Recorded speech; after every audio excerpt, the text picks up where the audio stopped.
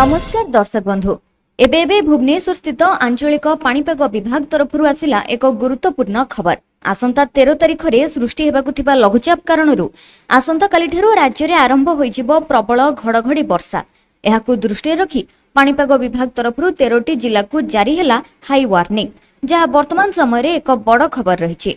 तेबे आसंतु संपूर्ण खबर उपरे नजर पकाइबा जानिनेबा आसंता 24 घंटा मध्यरे अर्थात आसंता काली केउ सबु जिल्ला को वर्षा बिजुली घड़घड़ी पई जारी होईची अलर्ट एवं एहारो प्रभाव केते दिन पर्यंत रहबो। आसंतु संपूर्ण भाबे जानिनेबा ए वीडियो माध्यमरे। ता पूर्वरु चैनल रे नुआ थिले चैनल को सब्सक्राइब करी पाखरे आसुथिबा बेल आइकन को प्रेस करि दियंतु, जहा द्वारा हम चैनल रे आसुथिबा समस्त वीडियो आपण सर्वप्रथमे देखि परिबे। तेबे आसंतु खबर उपरे नजर पकाइबा।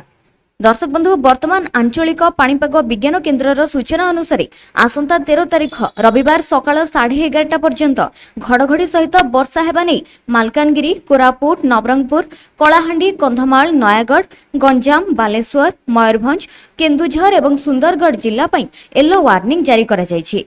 अपरपक्षरे आसंता 14 तारिख में गांगे उपत्यका एवं उत्तर ओडिशा उपकूल रे एक घूर्णिबलय सृष्टि हेबार संभावना रही। यह घनीभूत होई लघुचापर रूप नहीं पारे बोली पाणीपाग विभाग पक्षरु पूर्वानुमान करा जायछि। एहर प्रभाव रे आसंता 14 रु 17 तारिख मध्य राज्य में प्रबल वर्षा हेबार संभावना रही। अन्यपक्षरे हीराकुद उपर मुंडरे वर्षार परिमाण ह्रास पाइबारु हीराकुद जल भंडार आउ 4टी स्लुइस गेट बंद करा जायछि। फलरे 6टी स्लुइस गेट देई बन्या जल निष्कासित हेउछि। सूचना अनुसार आज सुधा मोट 20टी स्लुइस गेट देई बन्या जल निष्कासन हेउथिबा बेले पूर्वाह्ନରେ 10टी स्लुइस गेट देई एहा करा जायथिला। सेहि भली अपराह्ନରେ आउ 4टी स्लुइस गेट को बंद करा जायछि।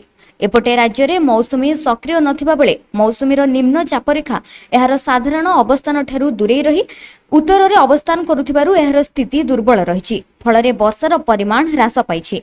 गत 24 घंटा मध्य राज्य में 4.6 मिलीमीटर वर्षा होइथिबा रेकर्ड करा जायछि, जहाँकि स्वाभाविक वर्षा 15.4 मिलीमीटर तुलन में 85% कम रही।